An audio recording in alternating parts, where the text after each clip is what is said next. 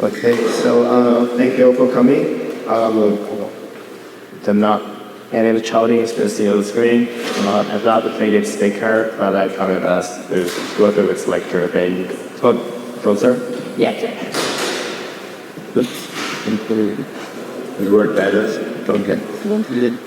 Yeah, so thank you all for coming, and we appreciate this great opportunity and a wonderful space to showcase my pieces here.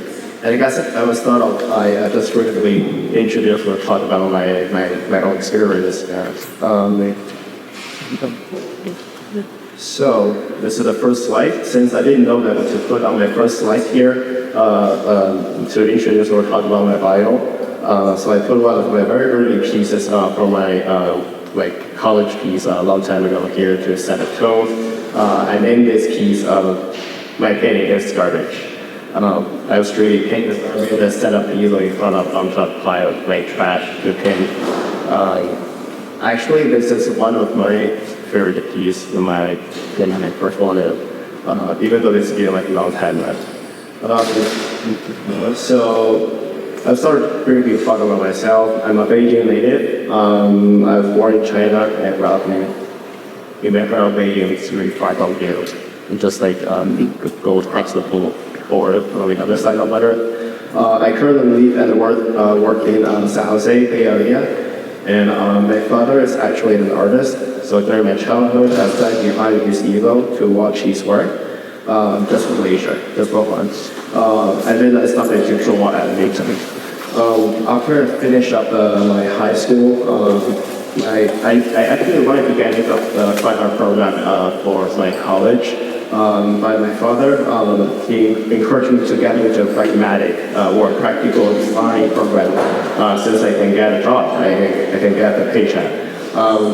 So I chose the fashion design from the beginning because I thought I could still draw and paint a lot, just like a fashion illustrator. But it turned out that I had to be a good tailor at the first place. I do a lot of sewing, tailoring, and fabric, and I kind of tired of doing it during that time. So after 4 years of study and experience as a student and also intern in the fashion and graphic design industry, I still kind of feel limited to express myself. So in 2014, it's been 10 years, I went to Buffalo, New York to study fine arts in the SUNY Buffalo State. Where I actually found my passion back. I was quite happy about it. So after the Buffalo, I went to Broward, Louisiana to pursue my MFA in the studio art and painting and drawing competition. I think I can probably link to the second slide right here. Okay, so I put a bunch of my thumbnails or sketches right here to start off my artwork.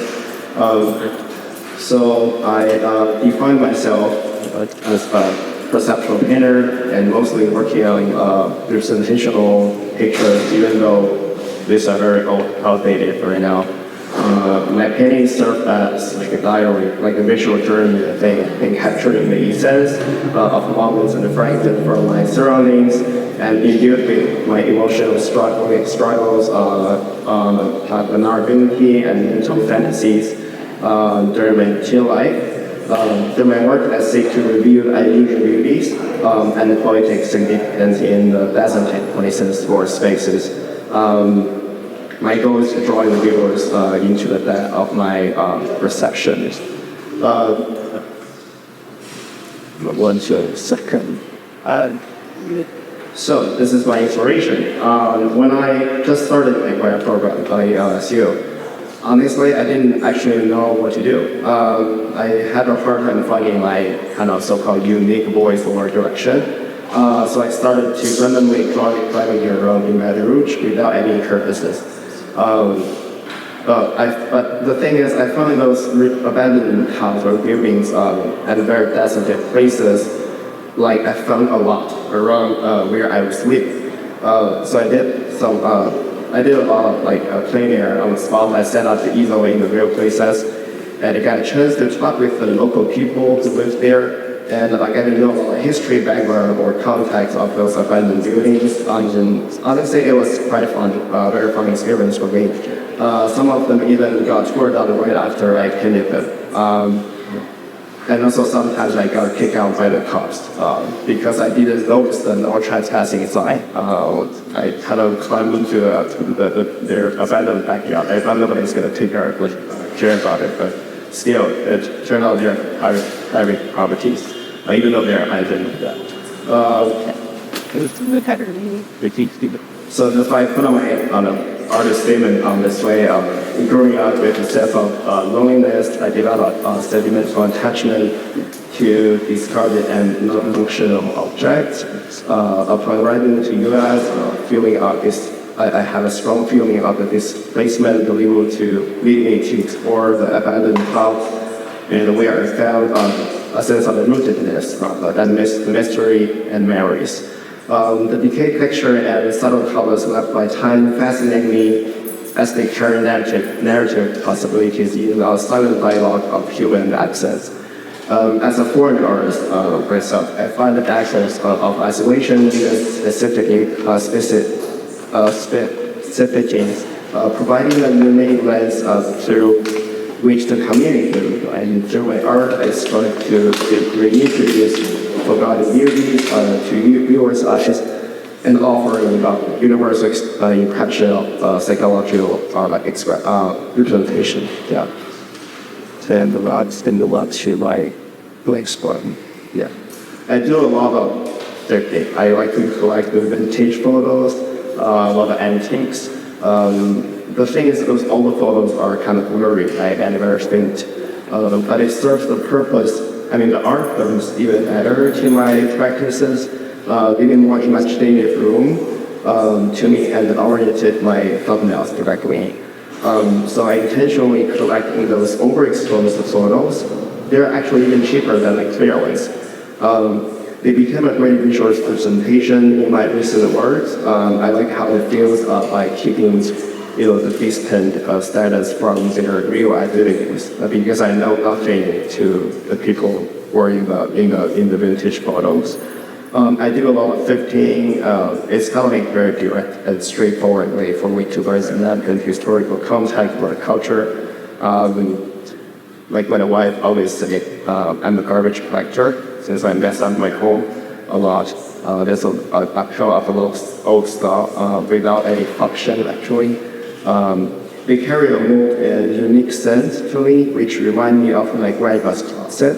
I'm drawn to the author of mystery and elements they produce, and they always carry a sense of a decayed texture or rusty texture, layers, and very subtle colors left by time passing. Overall, it just became an obsession to me. So that's why I can tell that based on this, most of my works are in low-key tone and very muted color scheme. But for me, those extreme nuances are even louder than the saturated color scheme. Pick that thing. So this is the Real Life Museum.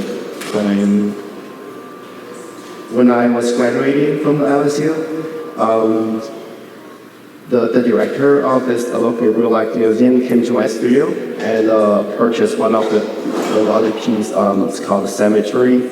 I sat on the easel in front of the cemetery and did several days plein air. And also added to their permanent collection in the museum.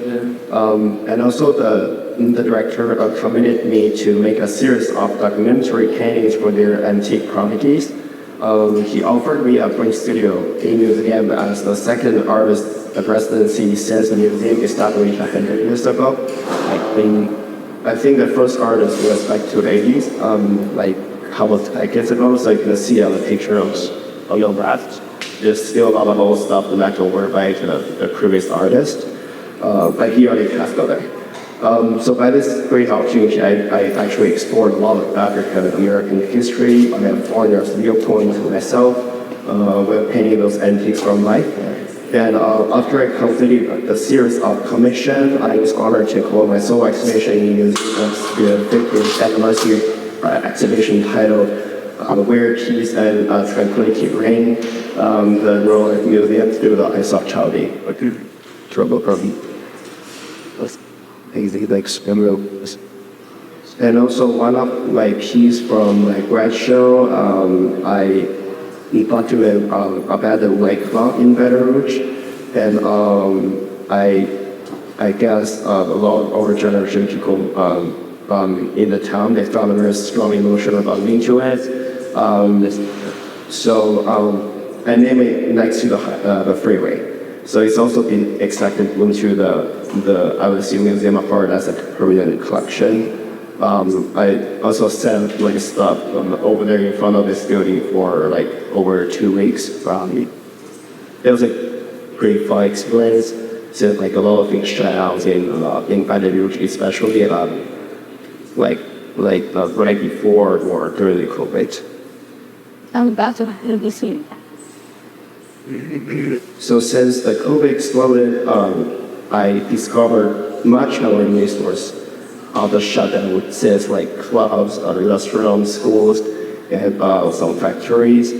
I developed a strong interest in those desolate places, and I'm intrigued by this human absence derived from the silent sense of relatives. It carries a sentimental value and evoked to people's memories before and during COVID.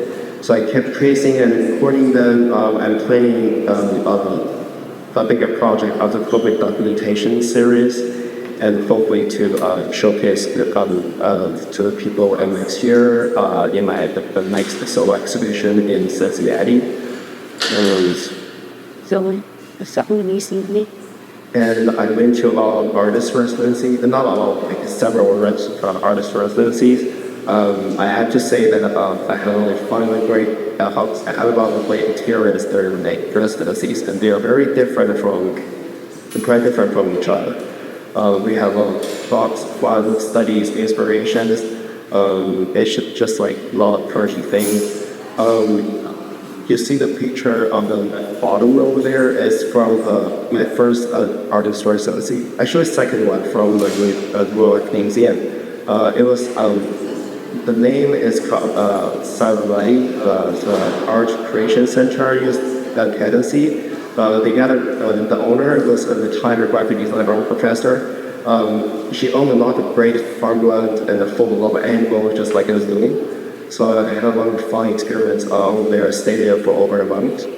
The second one on the picture on the top, and also at the bottom right here, I went to the Golden Artist Foundation. The paint company, the Golden Painting Company. So they have a Golden Artist Foundation in New York. They offer a lot of classes. Actually, I stayed there for another month as well, but over a few weeks we were kind of staying in the classes on the different techniques of the gesso, how to prime the canvases. They got huge product lines in the factories in New York, New Berlin. So we attended all the classes, and also we got 24/7 full product live access. We have our own little shop to get whatever we need during our practice. And also the studio space is really wonderful. We end up this artist interview and also cool exhibition in their residency Friday spots. And also the next one is the Vermont Studio Center, BSC. They have very huge campus. They accommodate, I think, over 30 people at the same time, both of the artists and the writers. We have a lot of talks and good critiques, all the finest discussion for our art pieces, and the writers there keep sharing their own poems and stuff on their own writings. Overall, it's a very good experience for me as well. Yes. So, after I graduated, I kept exploring the art communities, trying to reach out more connection, more less, and get more exposure to really speak out my voice, since I assume my subject matter are not that trendy, actually. Not that contemporary. So, actually, during my MFA, I have I have been questioning and I got it online for my own schoolwork. I have been constantly told to step up my comfort zone since I didn't even know what I've been from the beginning, and I also told to follow my heart. Well, it was like painting is my part to follow it. So honestly, I've been getting much constructive suggestions during my grad program. But only thing I know is I should keep painting and keep working. So for me, it's a kind of slow process that cannot be rushed. I feel like my breakthrough didn't come from the glimpse of any moments, but emerged unexpectedly from the accumulation of my persistence. And also the program I went to is called drawing and painting, but my peers, they barely paint or draw. Instead, they do a lot of installation, performance, videos, a lot of streaming things, very dramatic acting things.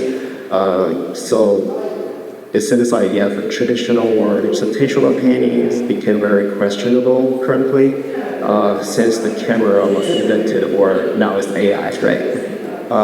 The perceptual painting, but for me, I feel like the perceptual painting will never be substituted by the camera, where either AI says it's a very limited mechanical solution to interpret the reality. So I'm not quite agree with this opinion. The main point is how to manipulate the visual features and organize the structures created with scenery strokes in a unique ways and unique aesthetic judgments. I also catch a feeling like other words, other pieces here. So I seek harmony and raise the chaos, discovering the internal orders within the visual elements encountered in the casual surroundings. So even in those very casual, very mundane scenes, this is like a scenario from a construction. So in my case, such a simplify and structure objects, offering my interpretation to structures, exploring the negative side of things, such as the back of the keyboard texture or storage spaces. I found a very strong satisfaction in the truth belongings and the beauty from those the backside of the very glossy surface. And there's a few more pieces. This is from a shutdown cafe store, and there's a white draperies colored up the chairs. And this one was over to the donation book exhibition. And this is the tables that capture the scenarios of coffee shop in Chicago. The people were talking and chatting. But I just suppose a very old house and identify the scenarios in the back with more burning colors. And the one on the left called Open, and this is a moment I in Sacramento, and the hotel. Have a person was standing over there. So I feel it's very isolated moment. I like to capture this fragment into a visual table, and also less as the child of oil and canvas. This is a pretty large piece, and the background is actually another fragment of a body shop. We can see some cars with babies quite the cloth. Wait, I see that's just in it. Okay, I think that's pretty much all for me. So thank you again. Thank you.